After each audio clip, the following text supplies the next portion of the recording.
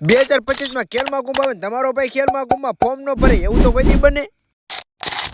જય માતાજી મિત્રો, હું છું તમારો પ્રિય ધનીલો વ્લોગ અને સ્વાગત છે તમારું મારા મોર મિની વ્લોગમાં। હવે આજ તો તમારા ભાઈને જવાનું છે કબડ્ડી રમવા, એટલે હવારનો જાજો અહીંયાથી એક જ શબ્દ, મારી કબડ્ડી રે કબડ્ડી રે કબડ્ડી કબડ્ડી। પણ આજ તો એટલું જનૂન ચડાવીને જવાનું છે કે આખી ટીમને ઓલ આઉટ કરી દેવ તો જા। અને પછી એક્સરસાઇઝ કરીને બે પગવાળી ફોર્ચ્યુનર કાઢીને ગાડી કરી 400 ની સ્પીડે નીકળી ગયો સીધો અમારા ગામમાં કબડ્ડી રમવા। પણ આયા તો મારી સિવાય કોઈ મારો ટીમ મેમ્બર નથી આવ્યો, બધાને ફોન કરીને બોલાવવા પડે હો। એલા મેં કીધું કબડ્ડી રમવા આવવાનું છે, બધાને મફતમાં ચા પીવડાવી દેવું।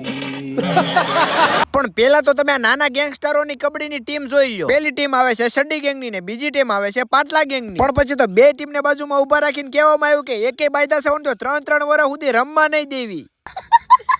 અને પછી પાટલા ગેંગ અને સડ્ડી ગેંગ નું ધીંગાણું જામ્યું હો।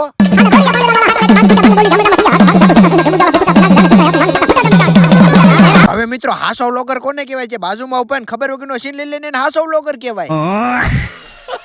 પણ એલા ભાઈ તમે અહીંયા પાણી વાળવા વાળા દાડિયા નહીં બોલાવવા લાગે છે। એલા ભાઈ બધાને સાઈડમાં મેં આપણી કબડ્ડી રમવાની ટીમ બની ગઈ છે ને આપણને ખબર નથી। પણ એલા ભાઈ આ બધા તો ટૂંકા સડ્ડા પહેર્યા છે ને આપણે તો પાટલું પહેરીને દોડાવ્યા છે, આબરૂના ધજાગરા થવાના છે હો।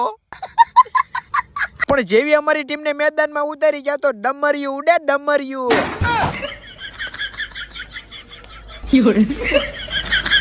પણ મિત્રો તમને હું વાત કરવી મારે, લ્યો તમને દેખાડી જ દઉં। મોઢામાંથી લોહી કાઢી નાખ્યા અમારે। પણ કાંઈ વાંધો નહીં, ઓર નહીં તો પોર નહીં તો પરાર, નહીં દઈને તો લઈને થઈ જાવ ફરાર। બાકી કબડ્ડી રમવાનું તો નથી જ મેકવાનું હો। એલા રિશેષ તમારા ભાઈ બધા હારી ગયા છે રિશેષ। અને હા એલા ભાઈ હવે આજનો લોક આયા સુધી, બાકી તો અમે જો ઘર ભેગી ખસકાવી।